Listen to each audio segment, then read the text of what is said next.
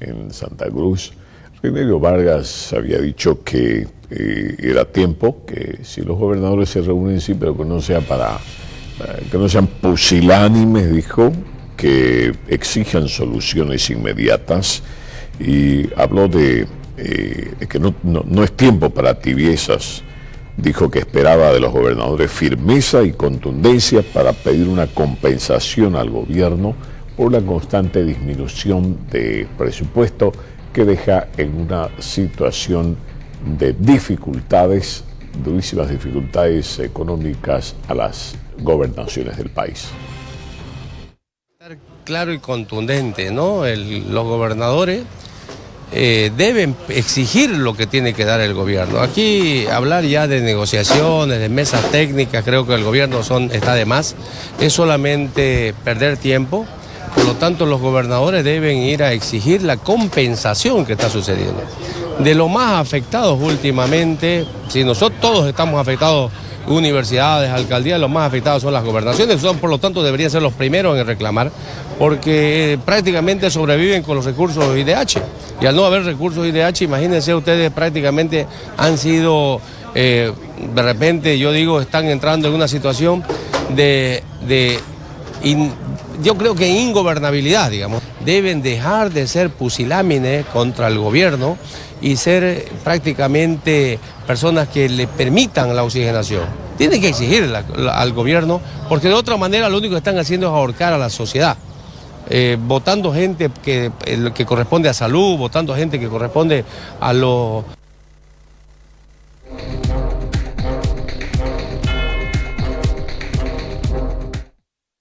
Sobre este mismo tema fue consultada la diputada arcista Ninosca Morales, quien en su momento dijo que las gobernaciones deben dejar estas reuniones de pura politiquería y más bien deben empezar a generar sus propios recursos.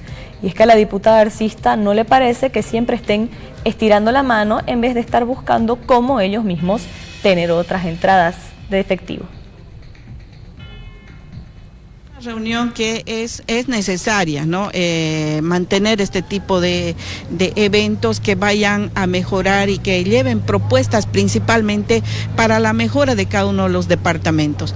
Y ya si nos vamos en la dinámica de querer confrontarnos, de querer paralizar cada uno de los departamentos a partir de esta reunión, ya lo vemos de manera política, ¿no? Lo que aquí necesitamos es que hayan sugerencias y proyectos que vayan a mejorar, uno, la administración de cada departamento y dos, mejorar los recursos que tiene cada departamento. Cada gobernador ya debe dejar de esperar y extender la mano para recibir recursos del nivel central y debe ya empezar a constituirse como un generador de recursos. Si cada gobierno departamental lo haría, porque cada departamento tiene diversa materia prima y esta la transformara con un valor agregado, con seguridad que tuviéramos mayor cantidad de recursos. En ese sentido, así como los municipios se están convirtiendo en productivos, en este momento es momento de tener un cambio radical por parte de los gobernadores para que ellos también puedan volverse productivos. Habrá que analizarlo y verlo cómo están conduciendo y están administrando, porque la cantidad de personal que se ha contratado, si nosotros vamos a darnos una vueltita por cada una de las gobernaciones, nos vamos a dar cuenta qué es lo que ha ocurrido. Hay una necesidad de realizar reingeniería en cada una de las gobernaciones, optimizar los recursos y finalmente, para dejar de quejarnos del tema de recursos, volvernos productivos. La diputada Ninosca Morales insiste en que las gobernaciones tienen que no todo el tiempo estar estirando la mano esperando que el gobierno les dé la plata, sino que tienen que pensar en tener o generar sus propios ingresos. La ministra de la Presidencia, María Daniela Prada, llegó hoy a Santa Cruz para asistir a la invitación de los agropecuarios que habían invitado inicialmente al presidente y a su equipo económico. La ministra dijo que entre una de las exigencias está la autorización para el uso de la biotecnología. Estamos hablando de semilla transgénica. Entonces, dice, hay predisposición para escuchar y hay un equipo que está trabajando en ese sentido, dijo la ministra de la Presidencia, al subrayar que hay predisposición para escuchar. Llegando aquí a instalaciones de Expo Cruz para la reunión que se va a desarrollar con la CAO, nos ha enviado nuestro presidente Lucho Arce, quien, como saben, hoy él va a llevar adelante el gabinete social que anunció el 6 de agosto y mañana el gabinete económico y productivo. Entonces, comprendiendo que esta reunión es muy importante también y que venimos a escuchar cuáles son los planteamientos de la Cámara Agropecuaria del Oriente, estoy viniendo en su representación conjuntamente con varios representantes de otros ministerios para analizar las temáticas y esperemos que, como el pueblo cruceño espera, como espera el pueblo boliviano, de estas mesas de diálogo, que son los espacios necesarios, que son los espacios también para escucharnos, atender, plantear propuestas en un sentido constructivo y propositivo, haya las respuestas, por supuesto, que nuestro pueblo espera. Estamos justamente para analizar todos los planteamientos. Está aquí el equipo que ha estado viendo el tema de biotecnología con la absoluta responsabilidad también, no solamente con el tema productivo, sino en el marco jurídico que establece nuestro Estado Plurinacional de Bolivia y con toda la predisposición para abordar todos los temas que se requieran. Nuestro presidente ha hecho varias propuestas y también ha anunciado varias medidas que tienen que ver con temas de combustibles, con tema de divisas, con el tema de biocombustible, con el tema justamente todo lo que hace al ámbito de desarrollo productivo, y nosotros venimos a hablar no solamente de esas medidas, sino también a escuchar las propuestas que ha trabajado la Cámara Agropecuaria del Oriente y, por supuesto, con toda la predisposición.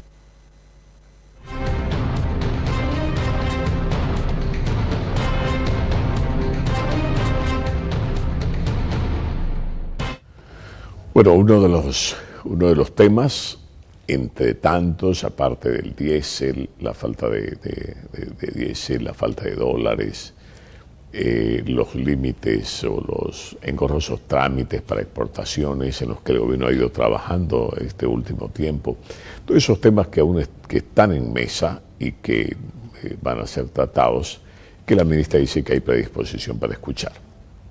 Entre esas peticiones también está el de la autorización del gobierno nacional para el uso de la biotecnología en la producción agropecuaria. ¿Qué es la biotecnología?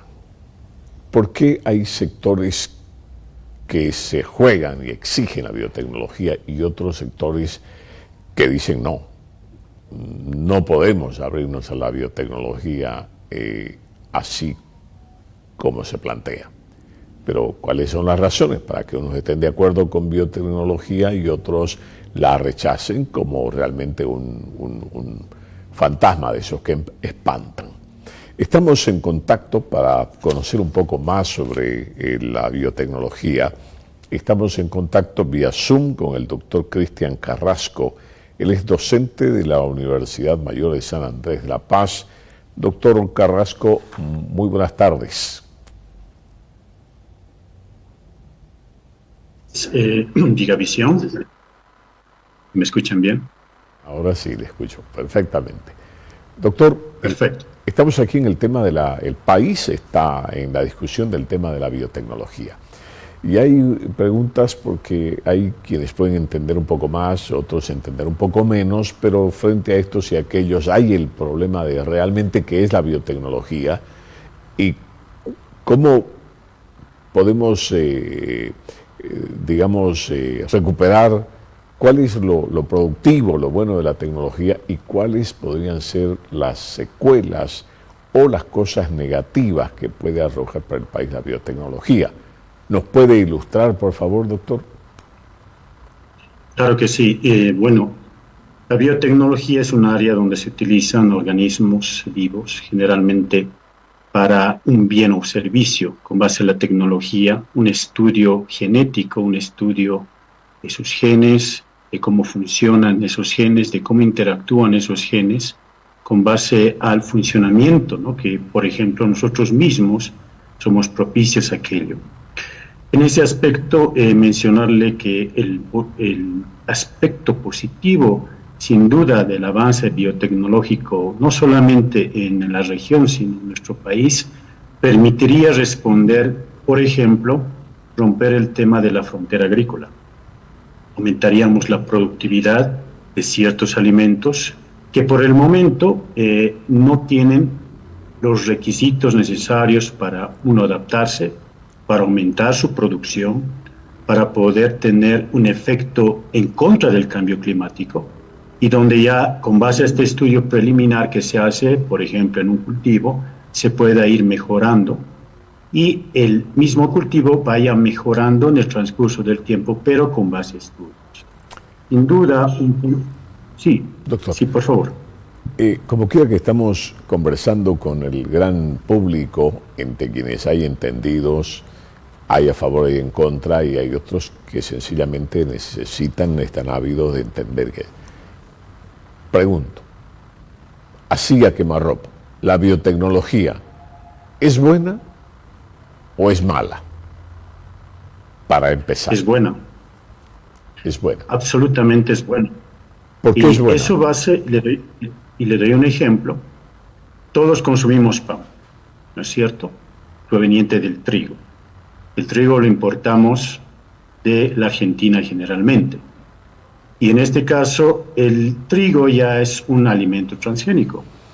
Entonces, no ha pasado, si usted evalúa el tema y a la población, algún problema al comer el pan, por ejemplo, que proviene básicamente de... Entonces, básicamente, la biotecnología, especialmente en las últimas décadas, ha tenido un avance relevante. Previo, por ejemplo, hace 20, 30 años, donde posiblemente habían algunos compuestos que mencionaban que supuestamente iban a tener un efecto en la salud.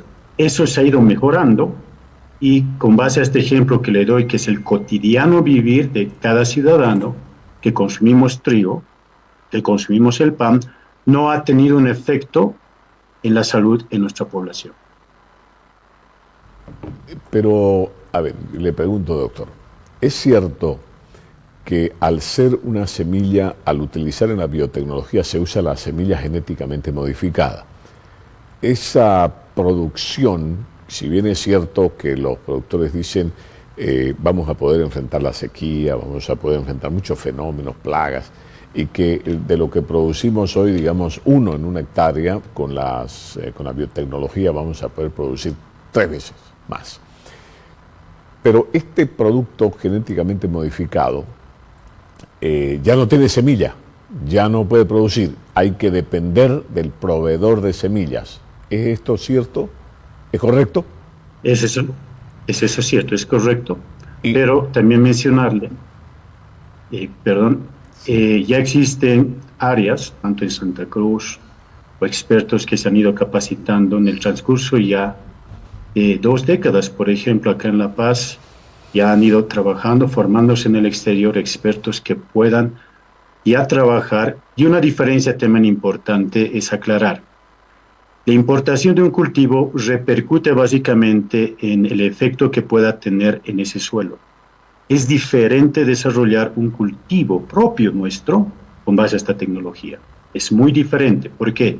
Porque aquí se toman en cuenta las condiciones ambientales, las condiciones del suelo, y obviamente este tema debe tener un control, como usted mencionaba al inicio, también desde un marco de vista jurídico, porque ese aspecto no es solamente cultivar el cultivo, por más que lo desarrollemos o lo importemos, simplemente hay que seguir un programa rígido que no repercuta, por ejemplo, en cultivos nativos. Pregunto, doctor Carrasco, y esta es una pregunta así que la traigo un poco de los pelos. Si la semilla genéticamente modificada ya no, la producción de con la semilla genéticamente modificada ya no produce semilla, ya no tenemos con qué continuar la cadena productiva, tenemos que seguir dependiendo de los proveedores. ¿No pone eso en riesgo en algún momento, a mediano, a largo plazo, nuestra absoluta dependencia para la seguridad alimentaria de proveedores que están no sé dónde, en Monsanto, etcétera, etcétera? Eso es. Ya no el campesino que ahora, por ejemplo, produce su maicito y que se guarda en su bolsita, una buena bolsa de semilla para la próxima. Ahora tendríamos que ser dependientes de los proveedores. Mi pregunta y mi preocupación, ¿podría en algún momento a largo plazo o a mediano plazo hacernos dependientes en el tema de la seguridad alimentaria de los que quieran, puedan, tengan la semilla para nosotros? En cierta manera, depende mucho también del tema, como yo en realidad con la experiencia y con base a otros países que han desarrollado, sería un progreso mixto en realidad. Obviamente la dependencia tecnológica la tienen estas empresas internacionales, pero también el tema va de cómo en realidad el cultivo se vaya desarrollando en el transcurso del tiempo. Y por eso vuelvo a mencionar, el programa de biotecnología en todos los aspectos, en el caso de los alimentos transgénicos, cultivos transgénicos, debería tener un programa integral con los productores. Al inicio tal vez se podría depender de un cultivo, de una semilla transgénica, como usted menciona, pero a su mismo tiempo se debería desarrollar, por eso el programa biotecnológico no es simplemente, y ahí viene claramente su duda, lo implementaremos mañana. Este es un proceso que debería empezar tanto en el sector industrial con los productores, con la academia, como el caso que yo pertenezco a la universidad y otras universidades que también tienen este aspecto o esta experiencia, y de esa manera poder integrar un programa real.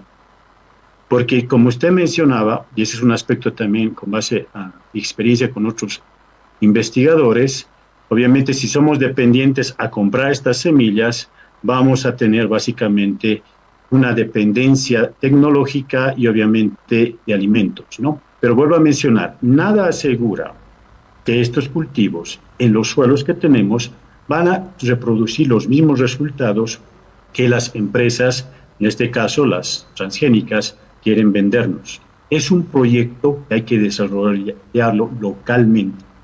Y le comento, le vuelvo a resaltar este tema, que hay ya expertos en nuestro país que se han ido capacitando durante varios años en estas áreas. Doctor Carrasco, tenemos información de que el trigo con la semilla genéticamente modificada genera la proteína del gluten, una proteína que el cuerpo no puede digerir y provoca inflamaciones en el organismo que después derivan en una serie de cuadros o afecciones. ¿Tiene algún conocimiento al respecto?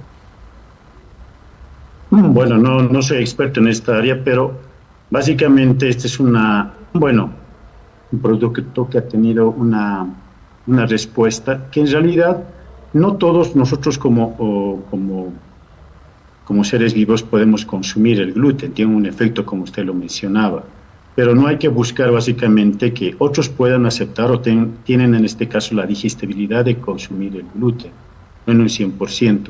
Pero básicamente no podemos echar el efecto a un compuesto que puede existir naturalmente. Ese no es un producto de un alimento transgénico, sino en realidad posiblemente incluso hay alimentos que contienen gluten naturalmente. No se olviden, y eso hay que aclarar, que un alimento transgénico, o en este caso la modificación genética, es lo que ocurre en la naturaleza. Es un proceso natural. Lo que hace básicamente la biotecnología es acelerar ese proceso, identificar genéticamente dónde en realidad básicamente se pueda tener, por ejemplo, una mayor producción, y solamente es replicar con base a estudios tecnológicos lo que hace la naturaleza. Doctor Carrasco, ¿y cómo queda el suelo? ¿Es cierto que después de utilizar semilla transgénica, por decir, siembro 5.000 hectáreas de semilla genéticamente modificada, cómo queda el suelo? ¿Es cierto que después no puedo usar este mismo suelo para usar la semilla tradicional? Vuelvo a recalcar, y tal vez a manera de explicación, el programa biotecnológico no solo son semillas. Tendríamos que hablar de un programa de producción de bioinsumos. Los bioinsumos podrían actuar como fertilizantes o como nutrientes naturales. El suelo tiene microorganismos. La microbiología, parte de la biotecnología, estudia esos microorganismos nativos que naturalmente dosifican nutrientes. Entonces, ¿cuál sería ahí el programa integral? Uno, la semilla que se desarrolle Segundo, el tema de biofertilizantes, que también es parte de la biotecnología con el desarrollo de bioinsumos, que tengo conocimiento también, el gobierno tiene un programa de bioinsumos que no sé en qué desarrollo está actualmente. Y eso consiste en un programa integral. Hay que diferenciar y informar a la población que la biotecnología no solamente son semillas genéticamente modificadas.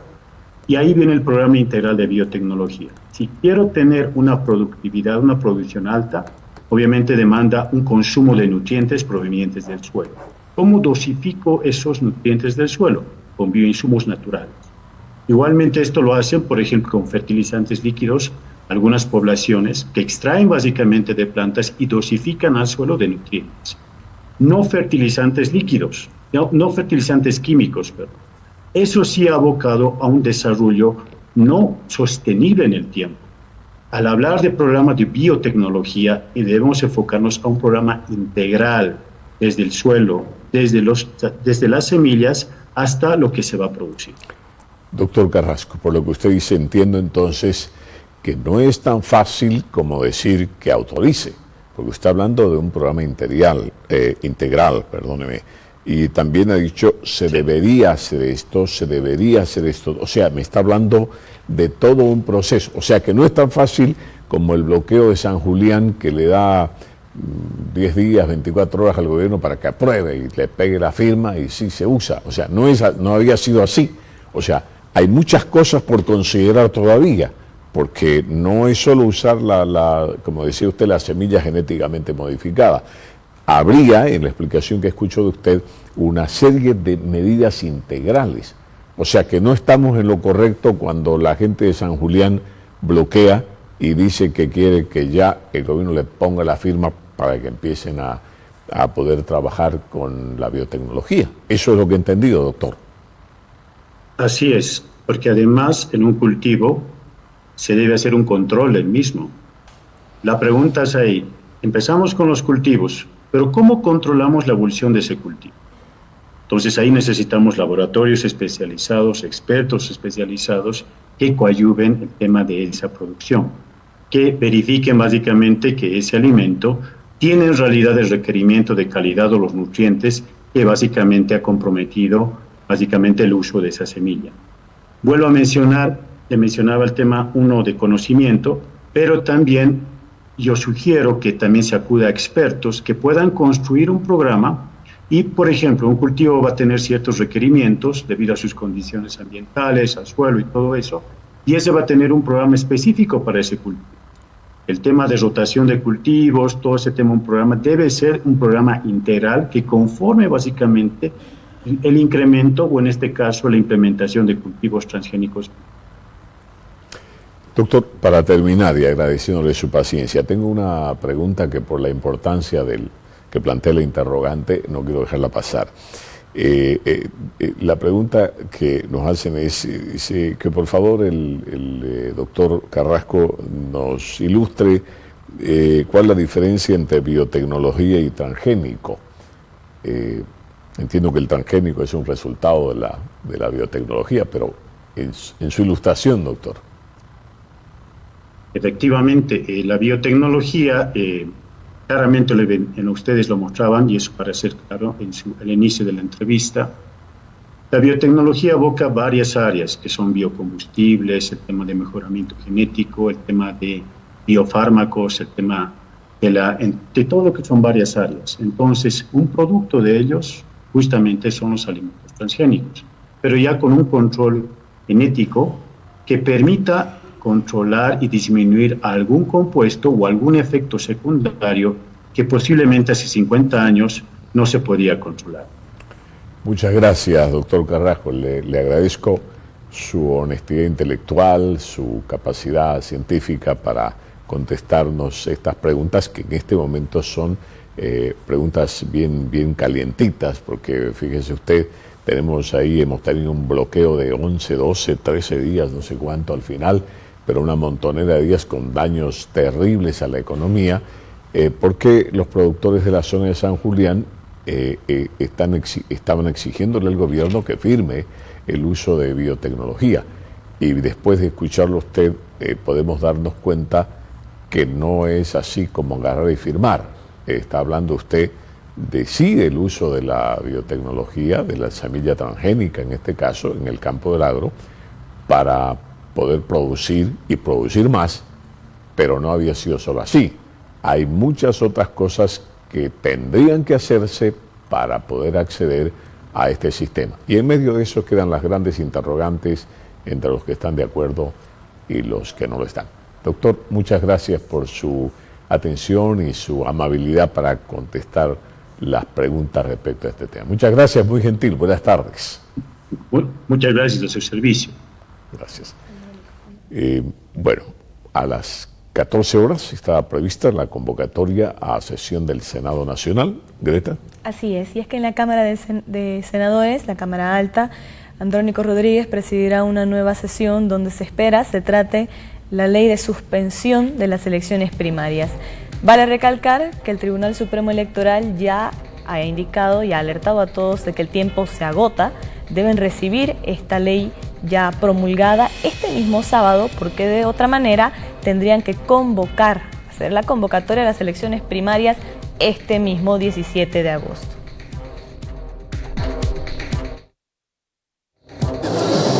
Está en la agenda las primarias, bueno, la ley de eliminación de primarias para remitir a la comisión.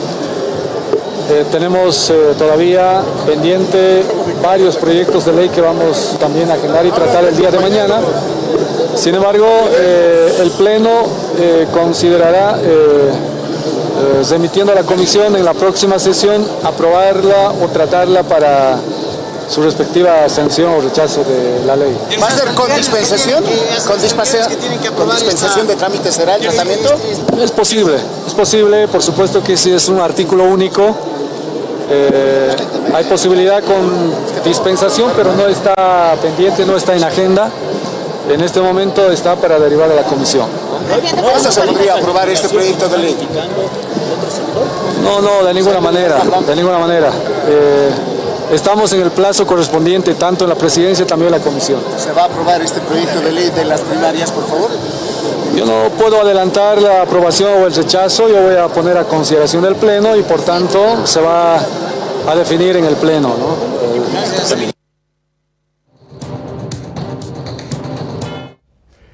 Bueno, como lo decía, como lo recordaba Greta, ¿no? Es que los plazos son lapidarios.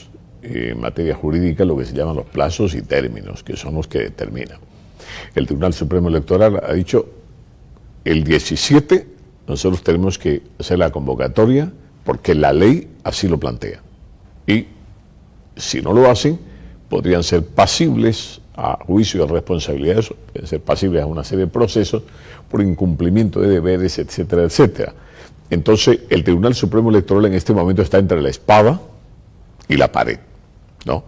Entonces, le están implorando a los parlamentarios, a la Asamblea Legislativa, que decidan si va a haber o no elecciones primarias. Los diputados aprobaron, digamos, de forma pronta, rápida, aprobaron la ley, porque había un compromiso que se firmó en la cumbre política que convocó el Tribunal Supremo Electoral. El problema está ahora en el Senado, porque ya hace cuántos días que diputados remitió esa ley y recién se ha programado este tema para hoy a las 2 de la tarde. Pero Andrónico Rodríguez dice que ese proyecto de ley, ya en curso, aprobado por diputados, va a seguir su trámite correspondiente. Eso quiere decir que la ponen en mesa, la consideran y la mandan a la comisión respectiva. Allí puede pegarse un buen sueñito, se posterga por alguna razón y se tardan un poco. Andrónico ha dicho, lo pueden hacer en un par de días, pero también tienen un plazo de 15 días si quieren. Y el 17 de agosto que expira el plazo hasta la vuelta de la esquina. No puede esperar los 15 días que podía tomarse la comisión y que puede tomarse según ley. Vean ustedes esta cadena. Entonces, hoy a las 2 de la tarde, ya estamos hablando de 15 minutos más, Andrónico Rodríguez tendría que estar iniciando la sesión del Senado. Los arcistas ya han adelantado que al instalarse la sesión van a pedir que se considere este proyecto con dispensación de trámite, o sea que vaya directo al Pleno de Senadores para ser aprobado o rechazado y no a dormir a la comisión respectiva. Estamos con tiempo en la esquina, ¿no? Entonces lo que nosotros queremos es que todos estos proyectos se vayan directamente rápido, ¿no? Y se traten lo más antes posible. Lo que queremos es directamente nosotros dar certidumbre, digamos, al pueblo boliviano y ser directamente consecuencias con aquello, ¿no? Entonces el trabajo que vamos a realizar y que tenemos que realizar como Cámara de Senadores tiene que ser eficiente, ¿no? Entonces en ese sentido yo voy a pedir siempre de alguna manera de que puedan, digamos, algunos puntos y proyectos que están, digamos, son importantes en beneficio del pueblo boliviano sean tratados lo más antes posible. Bueno, nosotros una decisión que se ha tomado y también directamente sabemos muy bien que estas elecciones primarias es un gasto insulso. Ha sido un gasto insulso en la gestión pasada. Sabemos muy bien que en las elecciones primarias no pueden ir solamente con un solo candidato. Entonces, ¿de qué elecciones primarias estamos hablando? Las elecciones primarias son primeramente para ir a debatir e ir a pugnar entre mismos compañeros del mismo partido, ¿no? ¿Quién va a ir, digamos, como presidente y toda esa situación? Sin embargo, no ha habido aquello. Entonces nosotros y mi persona, particularmente persona, ve que es un gasto insulso. Y además de eso, como tenemos, digamos, otras elecciones judiciales, y bueno, pues con más sentido tenemos que tratar, digamos, de anular las elecciones primarias, ¿no? Entonces, ¿para qué? Para agilizar lo que son las elecciones judiciales. Seguramente haremos un análisis, digamos, quién está atrás de esto, ¿no? O sea, ellos también podrán ver y van a decir directamente porque sabemos. Por su parte, el opositor, el diputado Beto Astorga de Comunidad Ciudadana, ha sido un poco más duro. Si bien ellos dijeron que van a estar apoyando la dispensación de trámite en el Senado por parte de sus colegas en la Cámara Alta, le ha pedido al presidente Andrónico Rodríguez que deje de ser un alfil del expresidente Evo Morales. Y es que le asegura de que no puede borrar con el codo lo que escribió con la mano al firmar el acuerdo multipartidario en el Tribunal Supremo Electoral hace unas semanas atrás, donde se comprometía a también ser parte de la eliminación de las elecciones primarias.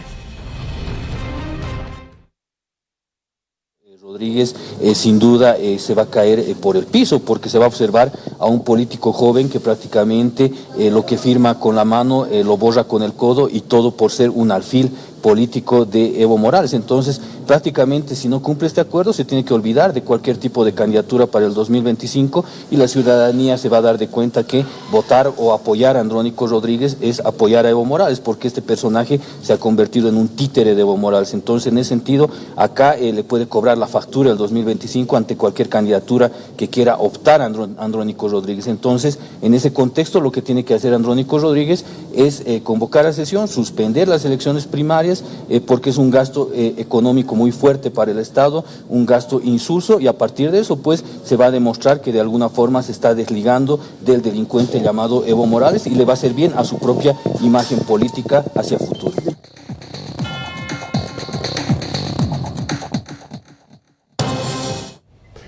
Bueno, vamos a hacer una pausa, pero cuando regresemos, el ambiente político denso, pesadísimo.